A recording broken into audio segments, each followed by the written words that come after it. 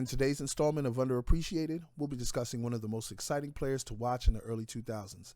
He was able to score on all three levels. He was shifty, bouncy, and he knew how to get the ball to the open man.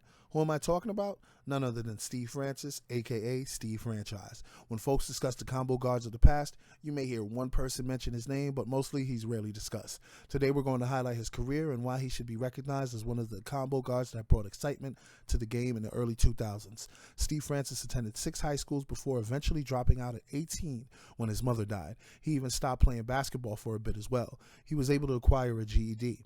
He received an offer to play basketball because the coach had seen him play in an AAU tournament. The college he was offered to play at was San Jacinto College. He played for them from 96 to 97. He also played for Allegheny College of Maryland from 97 to 98.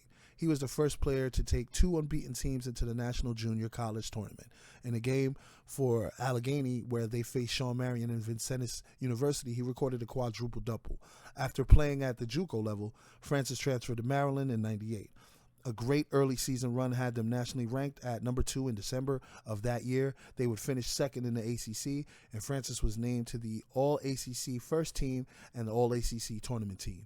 Steve finished his junior season averaging 17 points per game, 4.5 assists per game, and 2.8 steals per game. He was consensus second-team All-American and was his finalist for the Wooden and Naismith Player of the Year awards.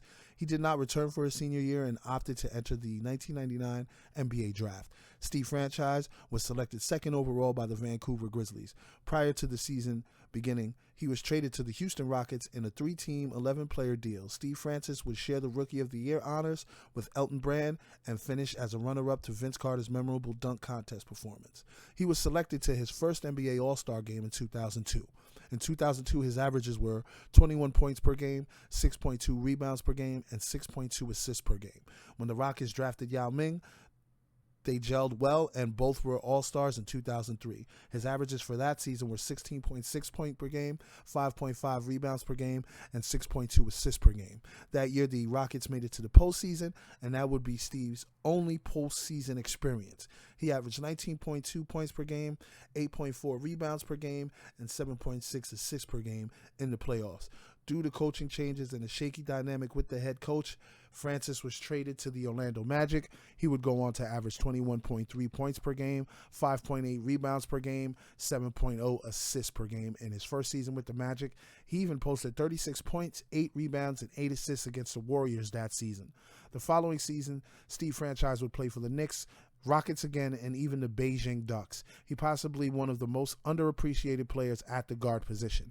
I say this because when people mention combo guards of the past, he's never mentioned or rarely mentioned.